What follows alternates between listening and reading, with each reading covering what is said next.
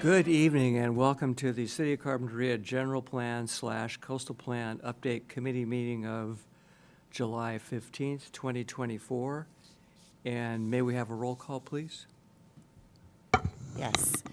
Mayor Clark, I'm here. Councilmember Lee, Here? Commissioner Benefield. Here. Commissioner Slunt. Here.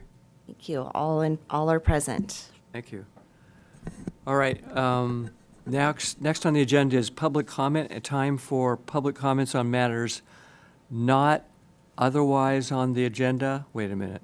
That are not on the agenda, but otherwise within the subject matter jurisdiction of the Coastal Land Use Plan / General Plan Update Committee. So does anybody have any comments about items not on the agenda? We had one speaker who I think gave you the speaker slip. Susan, did you submit this for general comment? Yeah, okay, we'll let Susan go first. And then we'll get, yeah, come on up. Welcome, Susan.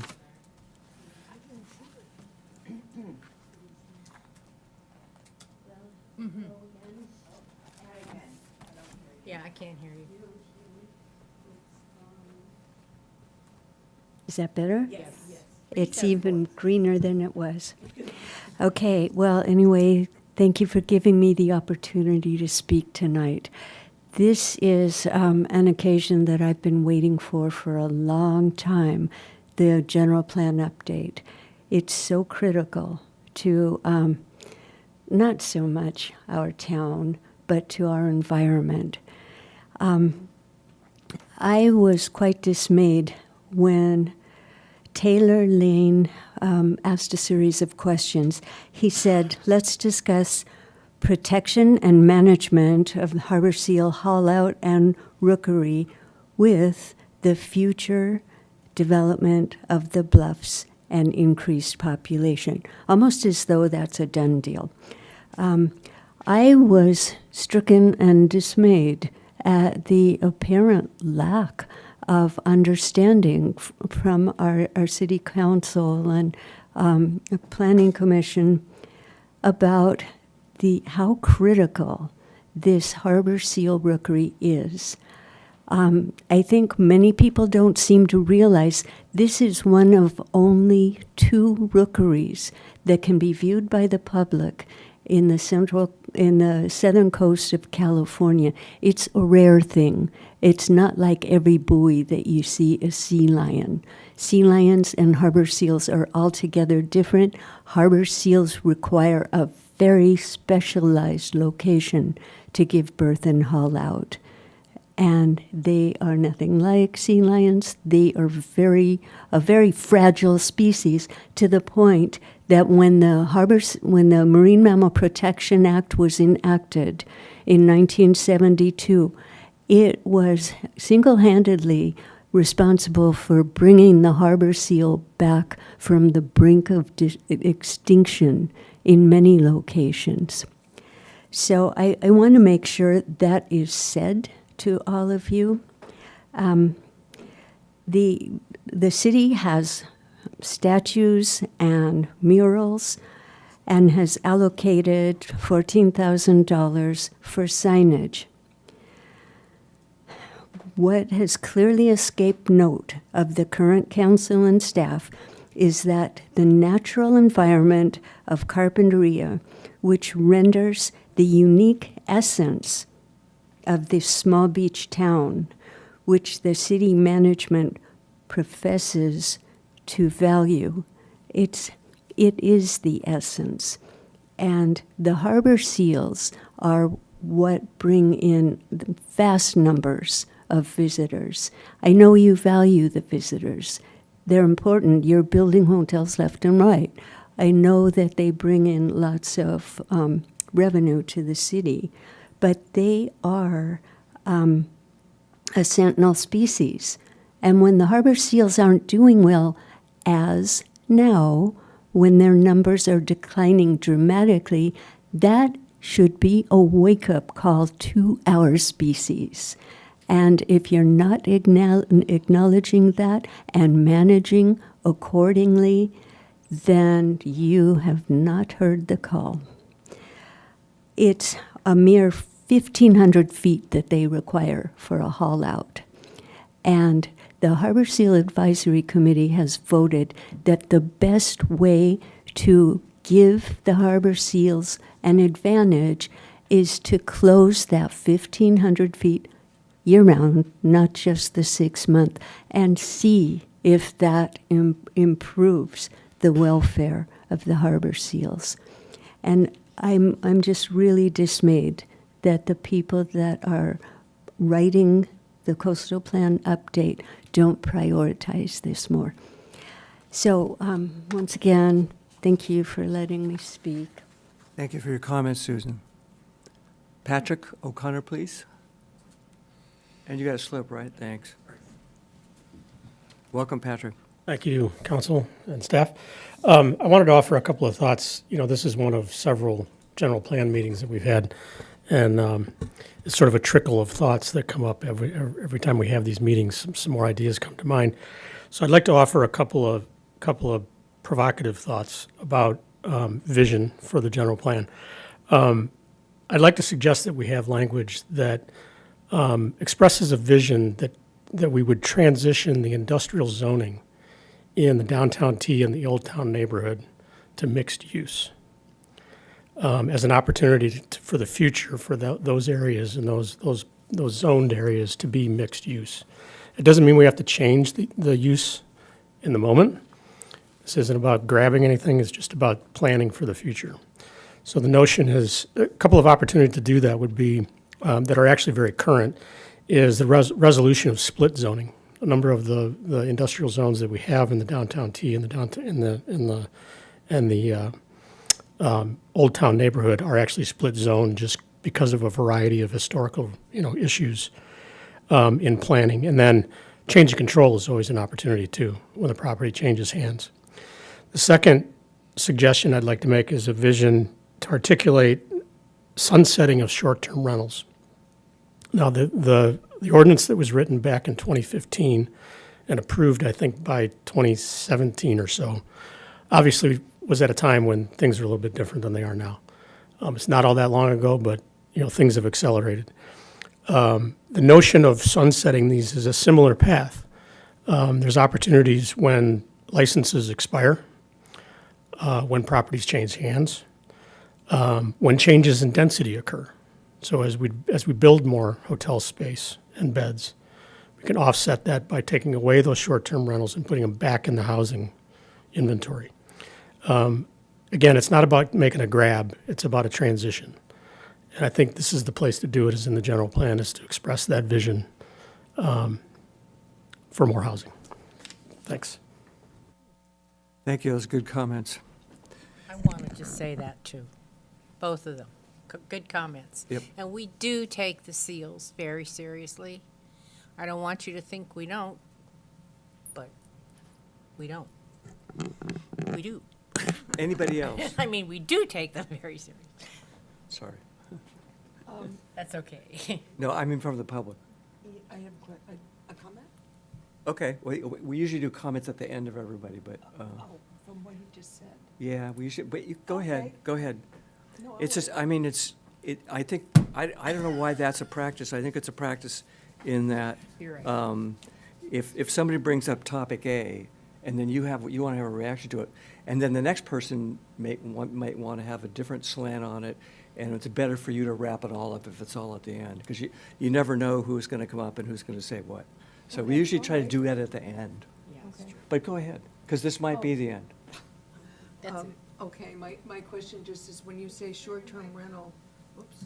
Yeah, that'll help. When you say short-term rental, I'm not sure what you mean by that. Airbnb. Weekly, daily, monthly? Airbnb. Hours are pretty well defined. It's under 30 days, and there's a variety of different types of STRs. Okay, Under 30 days. thank you. Yeah, so the city has an ordinance that regulates the number and the location of short-term rentals. And it's as he said before, it's under a 30-day stay. And but we also allow, here's another term, homestays.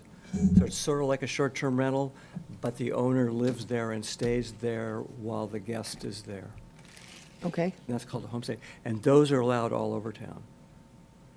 But the short-term rentals are only in the beach area, the less than 30-day, Okay, owner not present.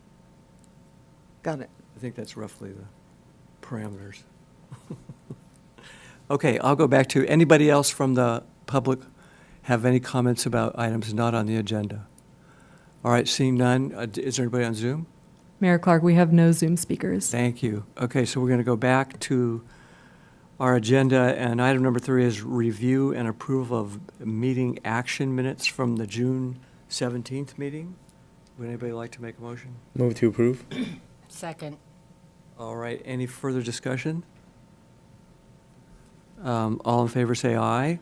Aye. Motion passes 4-0.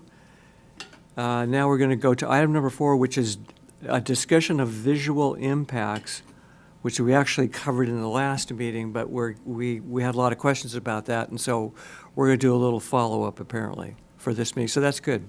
Yes, thank you, Mayor Clark and committee members. We don't have any additional material for you, but as noted in those minutes from last time, there was acknowledgement that there are protections, view shed protections for main streets in the draft general plan, and we were talking specifically about which element was that in the recreation? Open space conservation Yeah, open one. space. And so last time it was mentioned that you were going to give some more thought to that and really kind of pay attention when you're looking around town. And so we were wondering if there was any follow-up thoughts that any of you may have had about particular view corridors. Oh, yeah, right. I forgot about that. Yeah, I've been looking, but it's really hard to define because everybody's going to say, but what about me? What about me? What about my house? So we would have to figure out the corridor that we want to save. It's going to be tough, but if we do it and we do it fairly, then everybody can just take it or leave it. Well, And is it a private view? Is it public view?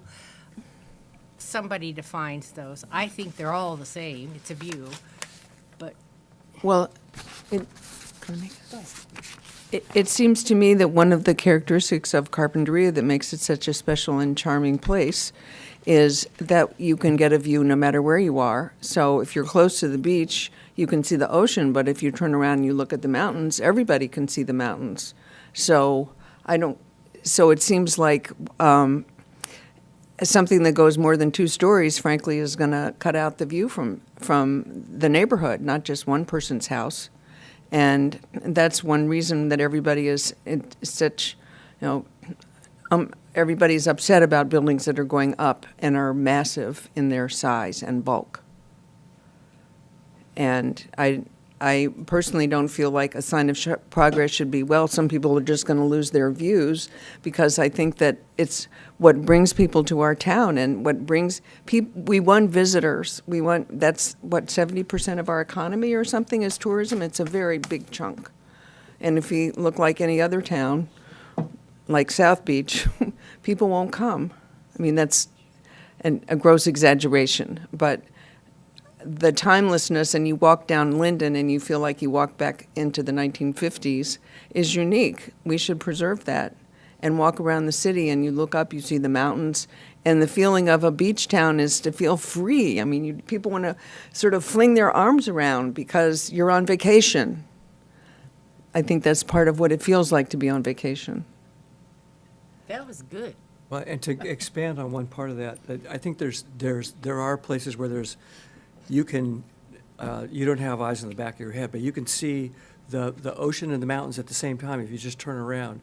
And so the idea is this sort of panoramic thing, not, oh, here's a, Renaissance corridor going down here. But this, what sort of wide open spaces kind of feeling. Well, to be more specific, the intersection of Carp and Linden I think that's a great example of east, west, north, and south, right? To the north, you see the mountains. To the south, you see the beach. yeah. I think that's a one specific that we want to keep.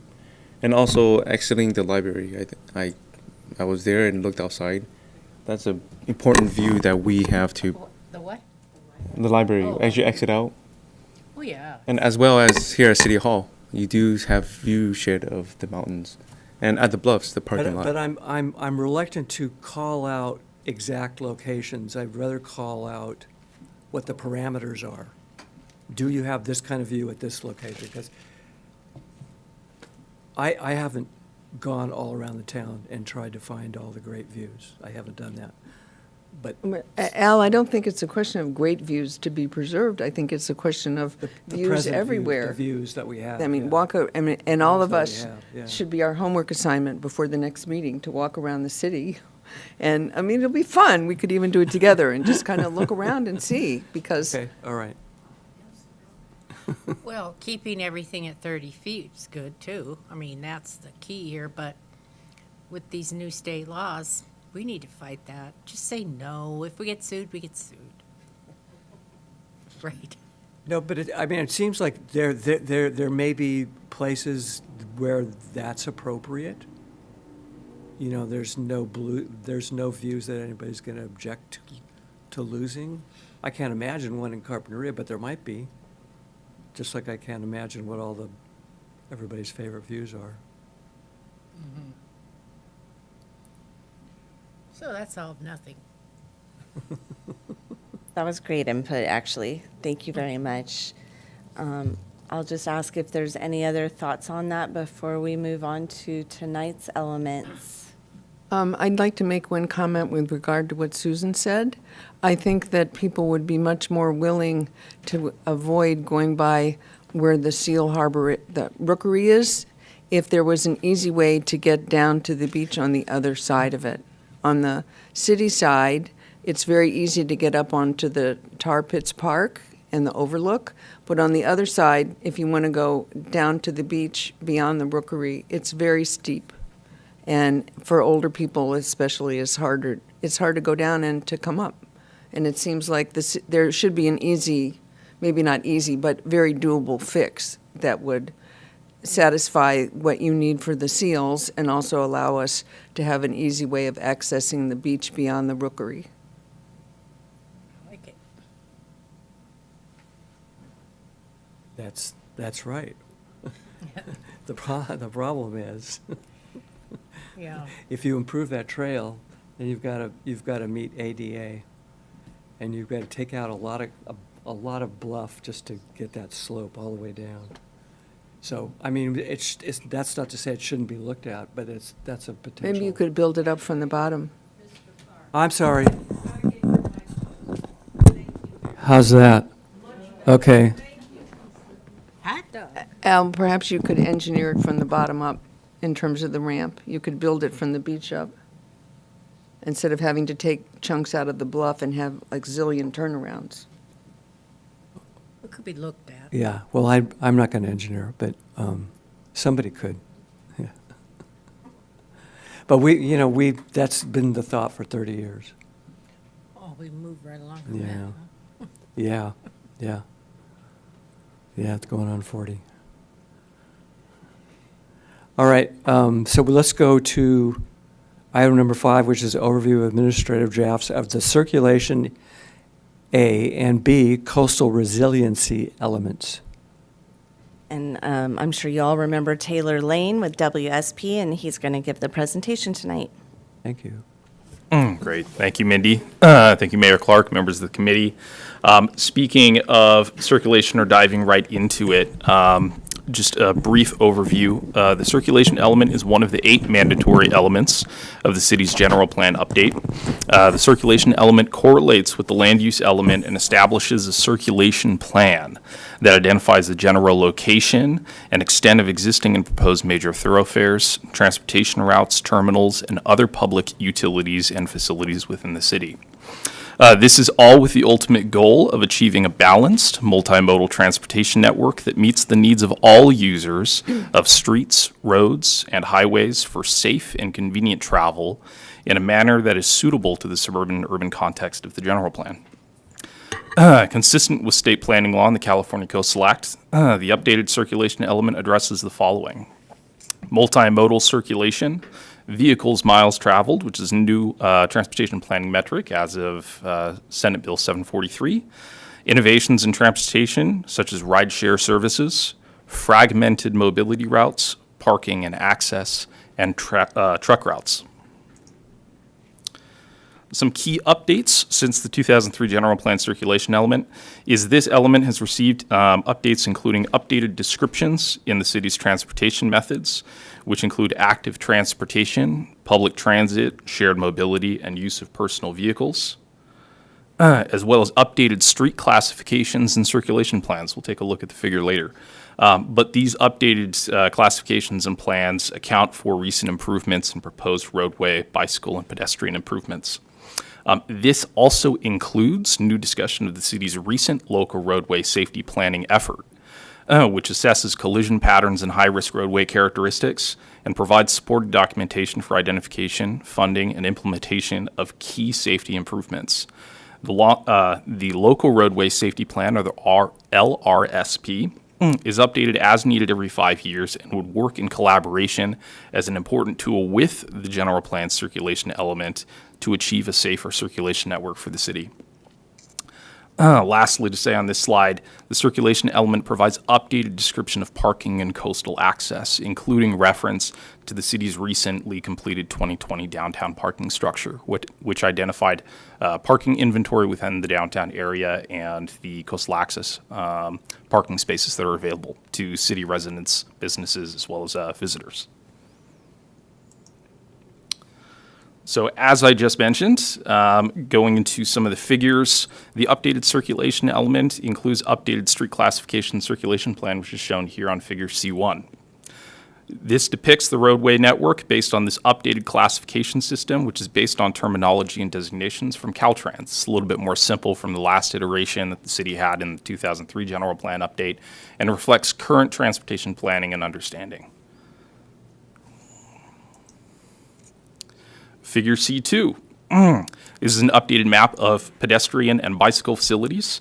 Key updates to this figure include updated bike path designations based on recently completed plans or improvements, as well as new pending improvements such as the Rincon Multi-Use Trail. A little bit difficult to see, but it's in the very bottom right corner, I'm sure.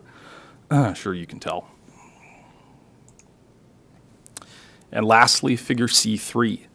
This is a map depicting key public facilities, transit facilities, within the city, including Carpinteria Lines 20 and 21X, as well as the former route for the suspended Seaside Shuttle. This is helpful for providing context for the planning and policies that go into the circulation element in identifying improvements or targets, targeted facilities improvements for the city's transit network.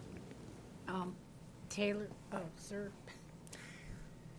Why, it's disingenuous to put the shuttle on there, because it doesn't run. It makes us look like we know what we're doing, and we did when we had the shuttle, but it isn't there, and I don't see any money coming forward There for are it. no so- plans to bring it back. Yeah, so why is it on the map? And I don't think it should be. It's such a good idea for the environment, for so many reasons, so we took it out. Right, and I'll speak to that just real briefly, and the intent of including it on this figure is to help demonstrate the service that is lost with the removal of the Seaside Shuttle. You can see the areas of the city that received those services previously, and with the exclusion of that shuttle or that resource, there's a large gap. And this figure helps to inform some of those plans and policies I mentioned later in the circulation element for trying to bring back some level of service to these areas which were formerly served by the Seaside Shuttle. Is this graphic going to be Yes. part of the land use plan? It will be part of the circulation element. Circulation element. So where the green thing is, I think you ought to specifically say, this is no longer here, this is, I mean, it's legit to say, what it did, but I don't think just putting the green down there suspended is clear. You shouldn't have it like big letters, not there. Yeah. I don't know, the code works fine for me. Green line, suspended seaside shuttle route. But I think people are not going to always read it. But it makes it sound like it's coming back. How do we know? It could Yeah, come so back. you could say it's a plan for the future. In 5 years, we'll look at it again. Roy will take care of it. Yeah. Done. Great input. Thank you so much. I don't know what. It's supposed to be user-friendly, right? Not just to the planners and the people up here, but the whole town. So I think some points can be emphasized besides just the little legend. Yes, great input. Thank you so much for that. Moving on, for other key updates, just a few things I wanted to highlight also is compared to the 2003 general plan update, this updated circulation element incorporates new discussions pursuant to recent legislation.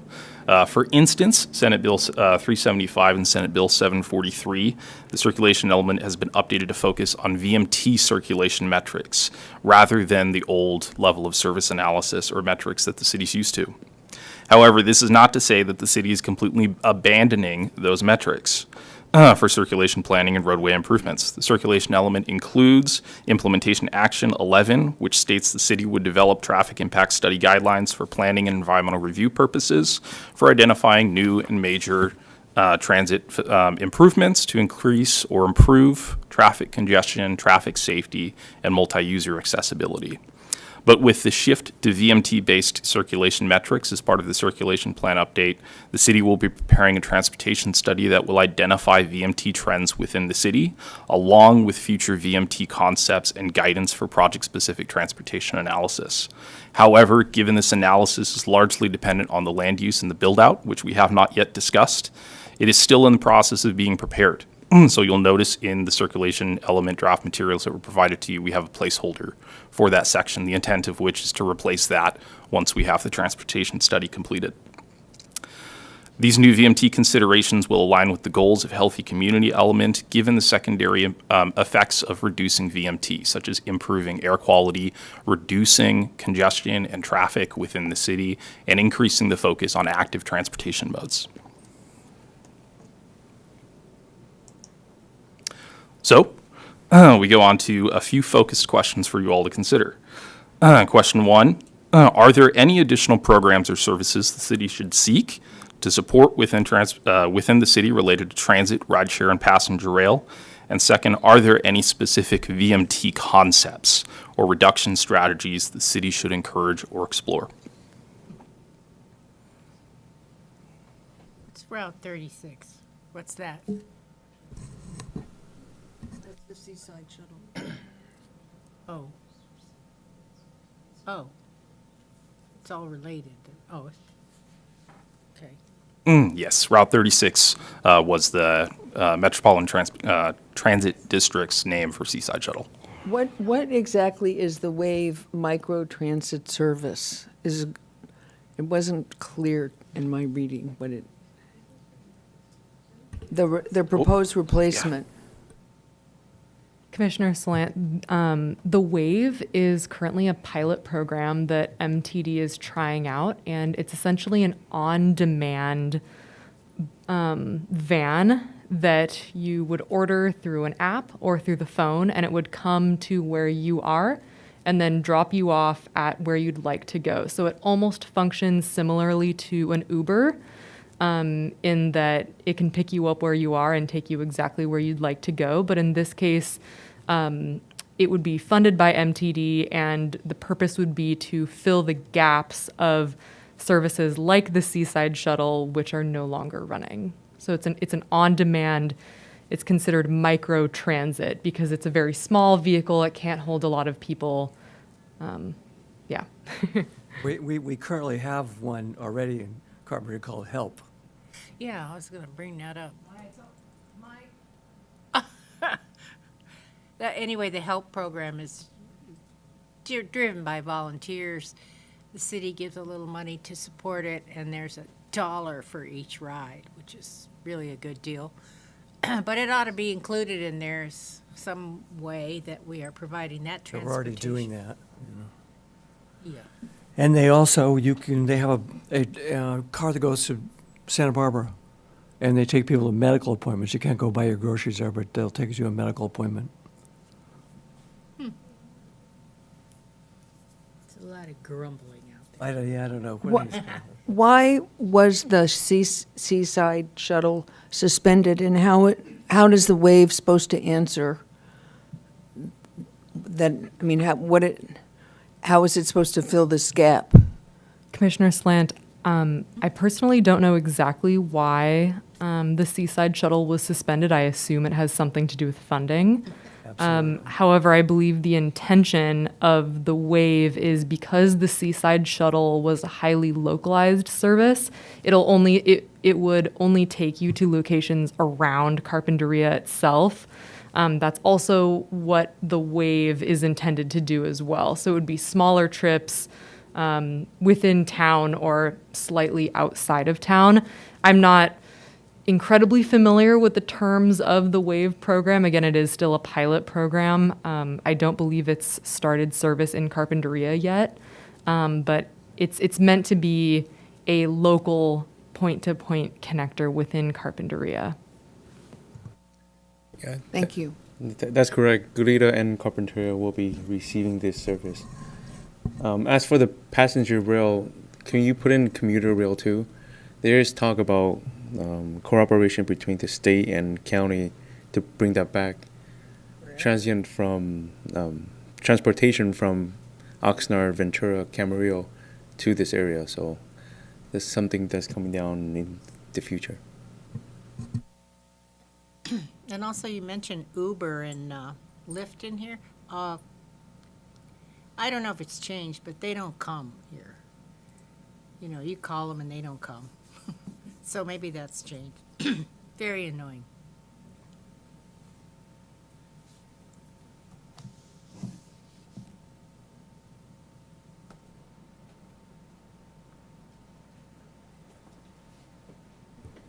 Great feedback. Thank you so much for that.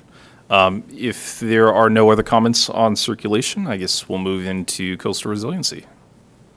Or should we take public comment Oh. on each? We haven't Whatever. Actually, I had quite a few comments. On the last one? Wait, We're going to move on, then we're going to come back with public comments and then comments from the group here. Okay. So are we going to go on and talk about Yes. coastal resiliency? Yeah, we're going to do that. Then we'll circle back. And, got it. Yeah. Sorry, When your thoughts aren't fresh. yes, we're gonna forget everything. Thank Hey, you. once a thought is in, they're out. Oh, Stays. You got them? Are they under control? Okay. stay with me. Great. So the coastal resiliency element, unlike circulation, this is a new element for the city. It's a non-mandatory chapter of the general plan. However, a very important one nonetheless. It is a voluntary element, like I said, of state law and strongly related to other various chapters of the general plan, such as safety, circulation, land use, open space and conservation, public facilities and services, and healthy community. The coastal resiliency element establishes a plan for how the city should identify, protect from, and respond to or adapt to increasing risks of rising seas, including risks from coastal flooding, tidal inundation, coastal erosion, and bluff retreat. Additional issues addressed in this chapter include existing and potential opportunities for regional collaboration, such as with County Flood Control or the Beach Erosion Authority for Clean Oceans and Nourishment, or BEACON for short, as well as issues of environmental justice. Some of the key topics addressed in this section also include risks and adaptation strategies based on sea level rise and coastal hazard modeling, including those risks identified and modeled as part of the city's recently adopted or updated local hazard mitigation plan, as well as the city's sea level rise vulnerability assessment and adaptation plan. The chapter identifies numerous adaptation strategies and recommendations on local assessments, but also incorporates planning recommendations based on recent state guidance from the California Coastal Commission as well as the Ocean Protection Council, which provide planning guidance or planning recommendations for incorporation of these issues as part of general plan updates. Some of the adaptation strategies identified in this element include some that are already very familiar to the city, such as shoreline protection devices like a living shoreline or the city's winter sand berm program, beach nourishment activities, installation of sand retention devices such as linear groins or cobbles that help to reduce sand movement along the city's shoreline, and regional collaboration or more unique planning strategies such as establishment of coastal resiliency overlay. The coastal resiliency element also addresses potential measures or opportunities for the funding of adaptation improvements, as well as how the city should monitor risks and when the city should enact these adaptation strategies. We refer to these in the element as triggers. The coastal resiliency element identifies numerous tools for addressing coastal hazards and adaptation, including policies and implementation actions. However, many of these tools to address these vulnerabilities fall upon the shoulders of other planning efforts, including the local hazard mitigation plan and the city's dune and shoreline management plan. Much like the local roadway safety program that I just discussed for circulation element, these plans will also work with the general plan update to identify risks and implement these. The two plans and planning efforts will work hand in hand in a lot of these efforts in the future. Just taking a look at some of the risks. Here on figure CR-1 is the sea level rise predictions for the city of Carpinteria. In the very light blue color, it might be a little bit difficult to see in the back here. I recognize that and I apologize. But you can see about 1 foot of sea level rise, which is predicted to occur by 2030. In the darker blue color, there's only small patches of it in the city down in the beach neighborhood, is predicted scenario of 2 feet of sea level rise by 2060. And very lastly, in the teal or green-ish color, just north of the marsh and south of US Highway 101, is the ultimate projected sea level rise scenario for current planning timeframes, which is 5 feet by 2100. So you can see in this figure that much of the city's vulnerabilities exist within and surrounding the Carpinteria Salt Marsh and in the beach neighborhood and a little bit north of that, kind of following Franklin Creek and some of the city's creek corridors. Also included on this figure, it's really difficult to see on this, but you might be able to see it on your handouts. There's a dashed green line which represents the coastal erosion, the predicted rate of retreat or erosion for the city. However, I just want to note on that, that's a very highly conservative prediction. Is there a date on that? The date on that prediction, I believe, is 2018. That was when the United States... When the prediction was made. It was made in 2018 based on USGS. No, but see, the other ones say, within 2030, 26. So when do we anticipate the dashed green line? I believe it's 2100 as well. 2100, okay. Mm-hmm. That's a very highly conservative estimate or prediction because the modeling does not account for any hard structures or shoreline protection measures or even infrastructure along the coast, which would help to slow or inhibit any rates of erosion or retreat within the city. So it doesn't factor in existing hard structures, pavement, housing, other features which would actively secure some of that land and prevent erosion from occurring at a more advanced rate like this is predicting. Can I ask a question about this figure? How is sea level rise determined, or how is it measured? And apparently this was in 2018. So this... And how do we know what we have right now today? Right. This map is actually an updated from the version that was shown in the city's sea level rise vulnerability assessment. Okay. More updated modeling has been conducted as part of the local hazard mitigation plan, which the city just recently updated. The safety element, which incorporates that by reference or references back to it, is the more advanced, more current form of planning for sea level rise and coastal hazards for the city. However, the city is actively engaged in efforts to update understanding of sea level rise and coastal protection strategies. But the math and the modeling and the science behind sea level rise is an ever-evolving science. It's very frequently updated, so these predictions, I think, have since been updated by draft guidance, which was released earlier this year. It hasn't officially been adopted yet, but it's the next version of this that agencies are starting to look to for informing climate adaptation strategies along our coast. Is it like a program, they just throw information into it, or do they go out and measure things? I mean, I can't imagine how you measure the future sea level rise. A lot of the adaptation strategies or monitoring requirements and triggers identified in the coastal resiliency element are based on observed conditions. So there's existing networks for monitoring rates of sea level rise based on tide gauge data all along Southern California. Many agencies track this, so it's a very collaborative effort. But some of your lead agencies in this are going to include agencies like Beacon, United States Geological Service, and others who are actively tracking this and trying to get a better handle on how these things are occurring and will occur in the future. But some of those implementation actions include just that, observing what is happening within the city based on some of that data, observing when damages occur, and using those as metrics to make informed planning decisions on when the city should act on certain improvements, as well as numerous policies that guide or encourage future planning efforts to study specifically this issue for the city. Good answer, thank you.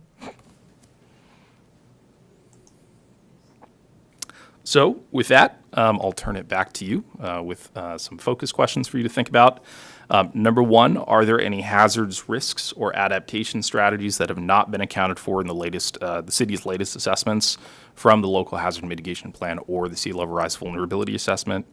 And number two, since the science surrounding global warming and sea level rise is ever evolving, new methodologies, assumptions, probability scenarios, and regional sea level rise projections are continually updated. So how best should the city address that? How should we adapt to new sciences and methodologies to ensure the city remains resilient to potential future risks?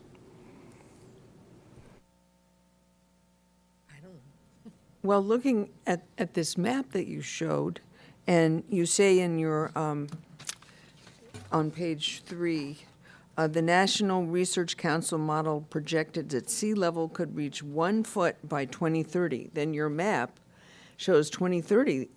There's a lot of beach town, in the beach area, a lot of water. Now, is this based on, I mean, that's only 6 years from now. And I myself have not, I've observed anything, but I probably wouldn't know what I was seeing or where to look. But what year is their baseline? Or as the mayor was saying, where did they start measuring? I mean, and then you say up to 1 foot in 2030, then it says 2 feet in 2060. Well, it seems like if it's 1 foot by 2030, that's a pretty quick rate. It's going to be a lot more than just 2 in 30 more years. I mean, right? So I kind of don't know what to get out of this. Right. Commissioner Salant, I'll just say that it's a difficult thing to predict. And this is an issue that many jurisdictions are currently facing, and one that the city is not entirely unfamiliar with. And current planning efforts, such as the city's Dune Living Shoreline Management Plan, which was identified as an implementation action of the sea level rise vulnerability assessment as an adaptation strategy to address or increase coastal resiliency in the face of 1 foot of sea level rise by 2030, are ongoing. And a lot of these rates and predictions and hazard scenarios that we've identified in this element serve to help support many of those actions which feel long-term, but the city is actively engaged in trying to implement those plans and policies and implementation strategies. So this element ties a lot of that to the general plan to provide that policy support and that backing to support those actions in the future. But it is difficult to contemplate when you're putting things in, this is happening 6 years from now based on current projections, yes. Most of this is the marsh area. So how would you know, really? You can't? Not quiet. We got to do something with this. Jane, Okay. It's your neighborhood. Yeah, it's my hood right here in front of my house, which is, behind that yellow line. It's not that that matters, but the blue is the marsh, basically, plus some of the Sandyland houses. And I don't know how you're going to know the difference when the water goes in and out and it's absorbed and then it goes into the creeks work and all that stuff. Well, How do you know if it's rising? When you have to take your groceries in on a canoe. Okay, I'll get a canoe. And I, like you said, there can be barriers to stop the flow, and I'd say that the marsh was a barrier, right? Kinda. Yeah, that's right. I'd say this figure makes it look Scary. scary. And that is because much of the area depicted as being under 1 foot of sea level rise in 6 years' time is within the salt marsh. And the salt marsh is a tidally influenced ecosystem. It does rise and lower with the tides. So much of that needs to be part of the planning and part of the identification of where these risks really are, really focusing on what exactly is the hazard. And the 2018 Sea Level Rise Vulnerability Assessment attempted to do so. It did so in identifying very specific facilities that were at risk outside of the salt marsh based on other areas that could be threatened by that scenario. Thank you. Have you thought about adding a tsunami issue in this element? In this element, no. Risks of tsunamis are largely dealt with in the safety element of the general plan update and addressed pretty comprehensively as part of the local hazard mitigation plan for the city. The correlation between tsunami and how sea level rise exacerbates that, I'm not certain is a very well studied scenario or issue, but it hasn't been the focus of this because we're trying to treat simply the effects of sea level rise induced coastal hazards separate from existing threats such as tsunamis or more traditional ones like wildfires and earthquakes. Good. I guess the last action we take is retreat. And we don't want to talk about it, but at what point on this map do you start planning for that? Yeah, good question. I think that's the $1 million question. I think that is the question that is subject to further study, as supported through the implementation actions identified in the general plan update to really get a grasp or a handle on what those triggers for those types of adaptation strategies might be. But we don't need to do it for this round of the general plan. Is that what we're saying? I would say the scope of that form of analysis would be outside the scope of this general plan update. Okay. It would be something to follow. Mayor Clark, if I can just add something really quickly, I think that type of planning is also included in the implementation measures for the coastal resiliency element, Oh, which is it? includes a coastal adaptation zoning overlay, which is proposed as an implementation measure Oh, in this okay. element. Can you point me to that? See if we can get a page for you here. Oh, I'm hearing page 20. Page 20? thank you, Amrita. That's right. I have it identified as implementation action 6 on page 26. 26. Okay, that's good to know.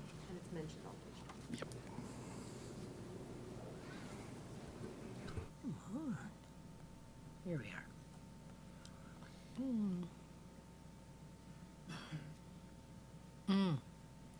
You know, you can't indemnify the city when they give you a permit to build on the ocean. I mean, everything is suable. You know, it doesn't do any good to have somebody say, oh, I won't sue the city if I live in this area that's going to be inundated by sea level rise. It's not really legal. Ask any attorney. I mean, you can't, they make the laws anyway, and they say you can't not allow somebody to sue. So even though that sounds really good, it just doesn't work.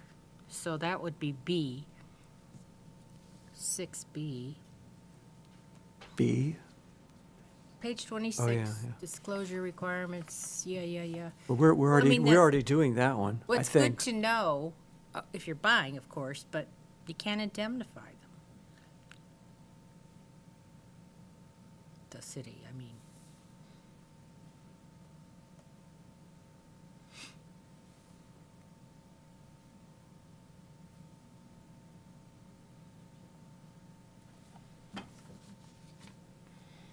Well, I think over time that this discussion will change to Yeah. where else in the city can we apply these? Chevron property, build houses, Yep. retreat. I didn't say that. I heard it. Okay, any other questions? Any questions from the public on the coastal resiliency? Come up or speak your piece. Oh, Mike. Mike's coming up. Mike.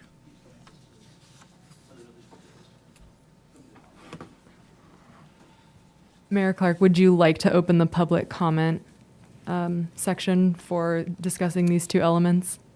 Yes. Okay.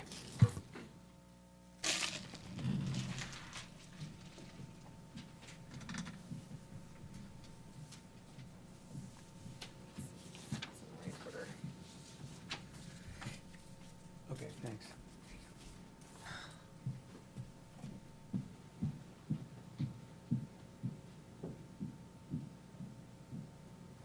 Okay, the first one I have is Patrick O'Connor. He shot his wad already. Okay. All right. Patricia. What's your last name? French. Okay.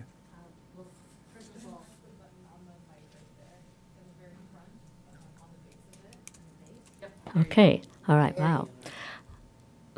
First of all, I want to say as a new full-time resident to Carpinteria, even though I live in, I guess, the extraterritorial area, which I wish you could incorporate so that we could be all more effective, I want to thank this staff for a fabulous report.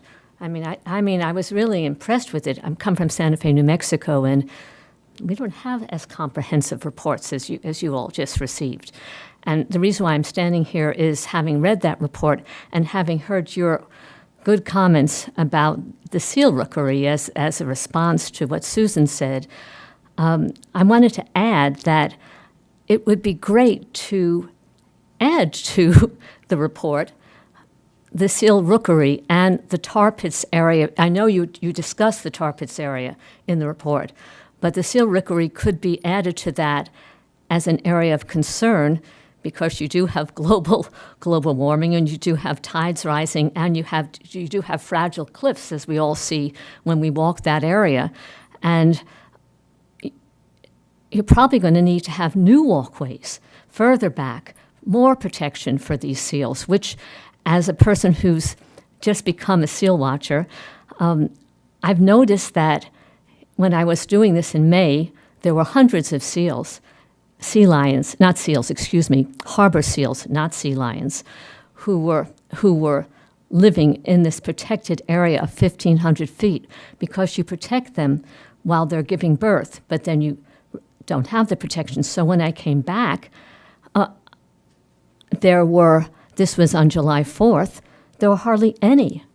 And the reason for that is that people were walking in that area. You could see it. You could see the seals running, flushing out to stampeding into the water, and then leaving. And there were, on that day alone, there were hundreds of visitors who were from all over the world coming to see the seals, and there were no seals. And that's really sad. You can change that. You have the ability to change that, which is kind of exciting to be able. I mean, some of these things that we're dealing with are so huge. The subjects are so huge and so difficult to grasp. This is a small one that can really, you can make a big difference on. I think you all want to do that. And the last thing I would say is please take a look at La Jolla.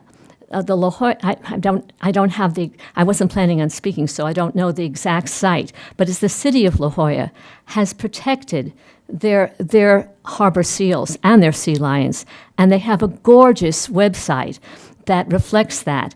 And they're supported by the Coastal Commission. They're supported first and foremost by their city council. So it would be great for you to study that and maybe add on to existing websites here. But I thank you for all the good work you're doing. Thank you. Thank you for your comments. Amrita Psalm. My question is, how can the city protect the residents who live very close to the areas that are being, talking about sea level rise? In other words, if they think it's going to come so many feet, can they actually, or what Jane said, they cannot stop somebody from building something that's within an area that is likely to be affected? I mean, sea level rise could easily affect the train station, and they're thinking about building a hotel there, owned on land owned by the city. It just doesn't make any sense that there aren't specific things incorporated within the general plan. The general plan is supposed to be able to be used in regard to our long-range goals for the city, in regarding housing and regarding views and regarding everything. So I would hope that it would be very specific as to how they're going to implement and protect the community from what they call the hazards. I'd like to know how they're planning on doing that in the report, in the final report. Thank you. Mike Wondolowski.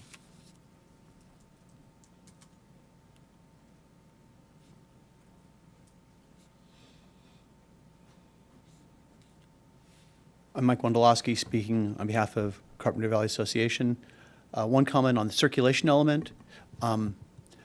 The Baylord Avenue, the entire length of it, as one specific example, is an impacted roadway.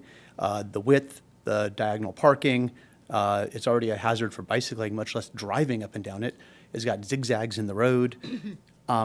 With respect to the county's proposed rezoning just outside the city limit, that would have tremendous impacts on Baylord, and we all know that. My comment is, I'm wondering if there's any way possible to put something in the general plan CLUP update to address impacts from future development outside the city on that road, and in any way to increase the burden on the developer, county/actual developer, to take responsibility for those impacts. The answer might be no. That's something I hope that staff can think creatively about and see if there's some way to accomplish that. On the coastal... And that might apply to other areas of town as well. Yes, exactly. That's the most egregious example right there, but this definitely applies elsewhere. Coastal resilience element. The sea level rise vulnerability and adaptation analysis has tons of excellent data and analysis in it. Many people, and so of course, me as a technical guy, I go through it and eat it all up. Many people look at those reports for the answer. What will sea level rise be by a certain date? And it did a great job, that report, identifying that there's different models, come up with different answers, there's different probabilities. They had some nice graphs showing different models coming up with different numbers, all trending up. And the answer, as any technical question answer usually is it depends. There's a policy question that the city needs to make about what percent of probability of sea level rise being a certain number of feet in a certain year is our trigger for planning decisions. If it's a 0.5% probability, is that enough to say we have to handle that? If it's a 2% probability, I'm looking at table CR1 in the draft element, is that the trigger? There needs to be a trigger or a level that we need to plan for a probability of, 2% this will happen or 98% it won't happen, and have our planning decisions based on that. Now, for someone looking at what's the bottom line, how much is sea level going to rise by a certain year with a certain confidence level, I think table CR1 is titled Reasonable Worst Case Scenario doesn't quite answer that. It seems to be changing two variables at once, and this is kind of directed at staff here. It seems to be changing the target year and the percent probability of that occurrence. Those are true, that's true data, but it might be more useful for policymakers and the public to have a table that says, here's the expected sea level rise by a certain year with 2% probability. And here's another table or another graph on the same graph showing the 1% or 0.5%. Just something that makes it clear that there's variability, but they're all going up. And that's, I think the hardest decision will be for the policymakers to figure out what's our action level. We don't just get to sit and wait and see what happens. I Thanks. think the hardest thing is figuring out what to do. Yep. Not when to do it. We could do it now if we knew what to do. If we had the motivation, if we knew it was going up 5 feet at the end of this week, we would take specific actions right now. We'd start evacuating and barricading, but You're right. we're not doing that. So, great point, thanks. All right, anybody else? Anybody else? Patrick O'Connor? I know. Electric poles underground. Forgive me for not being prepared. And yes, that is one of the ideas, right along with sea level rise. The risk of fire and the risk of the electrical risk along there. If you walk along those areas, particularly up Elm and Ash and so on, those structures are all aging out. The economic life of many of those homes are really upon us, and we're starting to see projects that are dealing with that. The power lines are in the same shape. If you look up around those houses, it's just archaic. It's really a high risk. So I think there's more than just the sea level rise risk. The other thought I was going to throw out there is I'm surprised we don't hear more about consultation with Union Pacific. It seems that they've probably got a very detailed understanding of what the risks are for that rail line. I mean, that is a corridor that's vital, in a lot of different ways.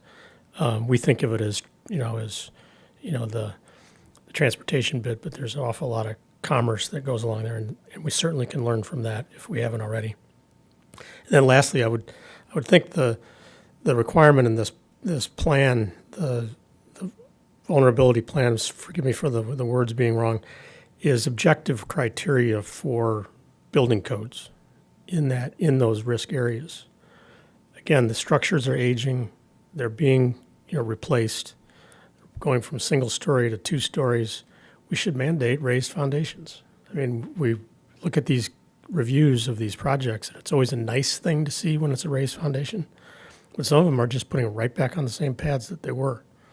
So I think just very clear, simple, objective criteria for building codes would be a good suggestion. We were doing that. I don't know if we discontinued doing that, but we were doing that in the beach area. Yeah, I haven't seen it as a mandate, and I may be missing it, but it's kind of a nice thing to see in the projects, but I'm not getting the sense it's a ordinance requirement. We've denied projects based on potential sea level, right? Sure. I don't know how we came to it before, I can't remember, but we've done that. And Yeah. there's a criteria on the certain amount of building at certain costs, and then we can't approve it because it's gonna go bye-bye. I'm glad to be corrected, Yeah, we. but it seems like an easy one to Yeah. firm up. Thanks. Just follow-up comment on what Trish said. We did it at our last meeting. we did identify the West Rock and also the Campground Rock as haulouts for the harbor seals. And in fact, Seal Watch is now conducting seal counts on the campground rocks during the summer. They're rocks off the campground where the tide pools are and stuff, you know. So when the tide gets too high at the Rookery, they'll go over to some other rocks. And then Amrita, you didn't hear what I said? Okay, we at our last meeting, which was on June 17th, we were looking at open space considerations for that element of the general plan. And we had a map of sensitive habitat. And so we had the seal rookery on there, but I suggested that we also add the rocks west of the seal rookery on the other side of the pier, as well as the rocks off the campground, where all the tide pools are. And we're taking, Seal Watch is taking seal counts daily this summer over there. And so we're verifying that the seals do haul out over on the campground rocks every day. And then on Amrita's comment about the sea level rise at a hotel, it's interesting that the 2018 version of the map had the 2100 risk right up to the railroad tracks there, so it would be inundating parking lot number 4. But this current version has any water pretty far away from that whole area. So. Did you say parking lot 3 or 4? 4. Parking lot 3 is. It's just, this was, we don't really want to have a discussion, but I'll repeat what I said. The map that we got in 2018 that looks like this had the 2100 year, had the water in the beach area going all the way up to the railroad tracks, including parking lot number 4. This map shows the water staying pretty far away from there in 2100. So. Anyway, does staff have any comments on the? Mayor Clark, we do have one Zoom speaker. Oh, we have one Zoom speaker. I guess I asked that before. Okay. John Callender, you should be able to unmute yourself now. Thank you. Can you hear Welcome, John. me? Yeah, hi, Al. Am I being heard in the room? You are. John. Great. Well, I just want to thank you all for putting the time in to do this process. I'm personally familiar with the amount of effort involved in trying to work through these issues. I had a specific comment and a more general comment, and I'll be brief. The specific comment kind of follows on what Mike Wondolowski was saying about table CR1. This is the coastal resiliency projections with the different percentages. And I agree with him that this information is being presented in a really confusing way. I've made this point previously, in this general plan update process, but I think the data that table is intending to show is crucial for decision makers to understand, and that a different kind of presentation would work significantly better. I've presented examples of this in the past. I'd be happy to do it again, but in short, I think a line graph that shows you time on the horizontal axis and sea level rise amount on the vertical axis, and then you can have different lines representing different probabilities, a 2% probability graph or a 50% probability graph. And what that would allow you to do is to quickly ascertain, how likely is it that we get to that key tipping point of 2 feet of sea level rise, which the city's vulnerability assessment talks about being a very important point, because that's when the beach neighborhood is experiencing significant flood hazards. We're having significant flood risk. When do we get to that 2 feet of sea level rise point under different probabilities? And what that kind of presentation would allow you to see is that the city's current data shows that it is better than likely. That is, there's a greater than 50% chance predicted that we will reach 2 feet of sea level rise by 2100. And I think that's really a key piece of information for decision makers looking at this process, that, you know, if you're looking at 1% probability or 2% probability, these very conservative estimates, it's like, it looks really scary, but at the same time, you have an out because you're like, oh, well, it's only a 2% risk. You know, 98% chance we won't be that bad. And what I think it's important to do is to understand the whole range of probabilities in those predictions, including, again, the fact that it's likely that we'll be experiencing 2 feet of sea level rise by 2100.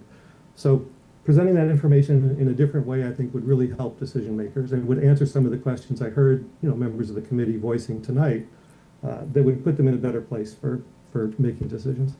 And then the more general comment I'll make is just that I think this current coastal resiliency element represents a profound failure to address the issue in a realistic way. That by not talking about realistic timelines for managed retreat in the beach neighborhood, by not talking about realistic scenarios for dealing with the risks that we are now foreseeing in a timely manner, and pushing it out, in effect, 20 years to the next general plan update, we are squandering a really key part of our resiliency toolkit that we have a chance, if we act now, to make the decisions our descendants face much better, to make the risks that they face much more manageable. But we're not doing that. We're just kind of kicking the can down the road, and I think that's a real mistake. So thanks for listening to me. Thank you, John. That's very depressing. Yeah, I have to agree with his comments. And I'd like to see us be doing that.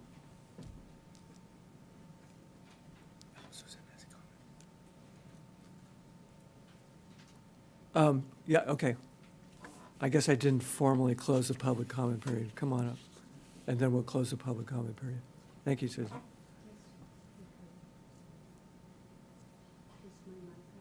Push the button. The talent. Okay, I really have to take issue with what Mayor Clark said about the secondary and tertiary haulouts.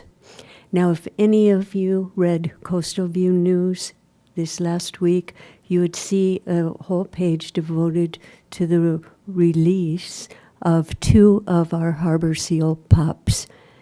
They are a tiny size still. They cannot get on to those rocks. So what you will see when, as happens every single day when the beach is open, when the seals get flushed off of their preferred sanctuary, the pups will circle their crescent rocks, waiting for a chance to come back ashore, because they must haul out, even more so than the adults. So you can't consider that a comfortable haul out, because the pups will not survive. Well, it's true that not all pups will be able to get on there, but we are doing pup counts also. So we are seeing pups, probably not the ones you released, but we are seeing pups on those rocks. The pups that were born year after year, 60, are not surviving. And those 2 pups just happened to be rescued. Well, one down in Oxnard. There's another time to do this, but it's up in the air. What's the cause? It is, of but why there's a decline in adults. But anyway, I hope you we will definitely listen do that to- in another place, Susan. Okay, we'll close the public comment period. And any further questions or comments? I just want, Mindy, you got all the notes from the speakers? Yes.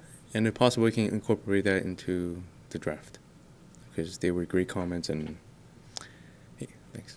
Yes, we're taking careful notes. All great comments. Thank you so much. What do you need clarification on from us? I think we're, I think the only thing would be, again, to clarify to you that the coastal adaptation overlay that is going to be in the zoning that follows the general plan is where the rubber meets the road. That's where the real teeth of the policies and the adaptation management, whether it's being more resilient, even retreating, that's going to come through that zoning, which we are already working on because it was required as part of our grant that we received from the Coastal Commission. We will be in the meantime still working with Coastal Commission on what those standards are going to involve and how significant they will be. I will say that it is often a, push and pull with the Coastal Commission, as I've seen with other cities and counties that have been trying to get theirs completed. And it tends to be very stringent from the Coastal Commission side of things. But nonetheless, we are working on that, and it is not going to be as specific in the general plan and in the coastal resiliency element as it will be in that zoning standards. so that's the implementation part. It is, and it's not just kicking the can down the road. Like I said, we are already working on it, but we also don't want to put the cart before the horse, so to speak, either. And once we do submit something like that to Coastal Commission for their review, that's when things will really, the ball will be rolling, mixing all my metaphors here. What was the grant specifically for? It was partly for the general plan work as well, but it included a component that said to work on your coastal adaptation overlay and the development standards for that, because they envisioned those things being done alongside the general plan.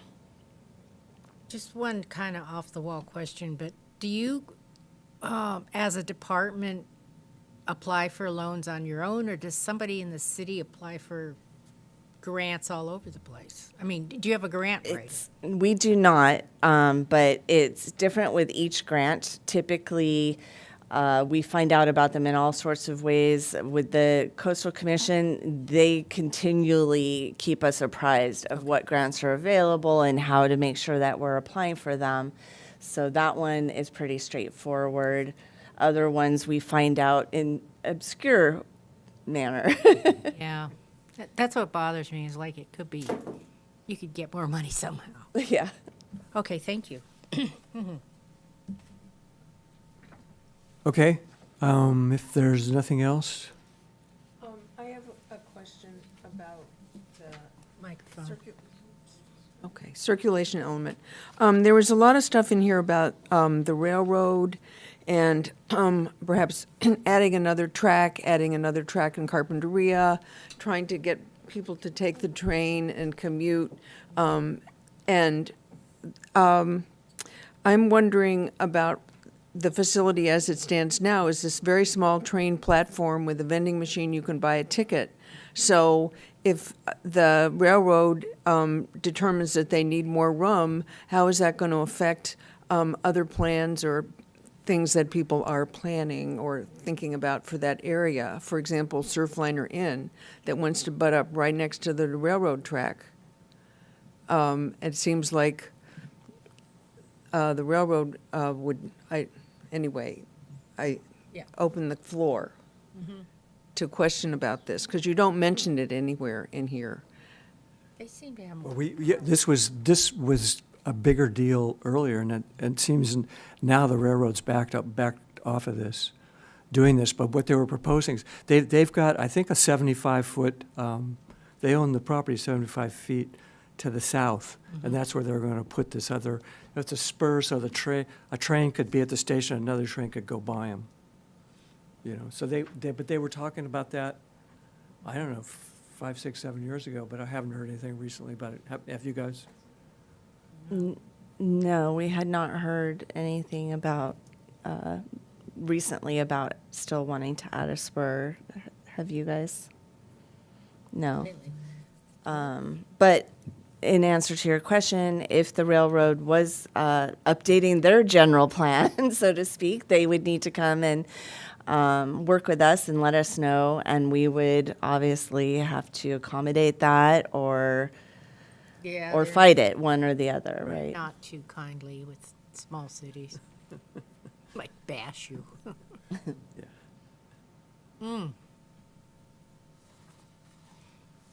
All right, anything else? Okay, we're going to adjourn the meeting until September 16th, so we're Yeah, missing. we're going to skipping take a month. little break. We have two elements that still remain, the land use element and the community design element. And we are going to work on those over the next couple months and then hopefully bring them both to you in September. And then you will have seen all of the elements in their draft form once, and then we'll go back and work on all these So you're changes. going to bring both of those at once? Yeah, That was our intention. It's going to be a multi-meeting deal. Understood. Then we'll take that back to Nick, our director, and see if we can split them. What about, Please do. oh, we're gonna rezone property and the land use element? So the zoning won't be reflected in the land use element. However, some areas we think will require general plan land use changes based on where we know that the zoning is likely to change. So, yeah. Okay. It's a lot to do. Yeah, exactly. All right, thank you, everybody, for coming. Okay.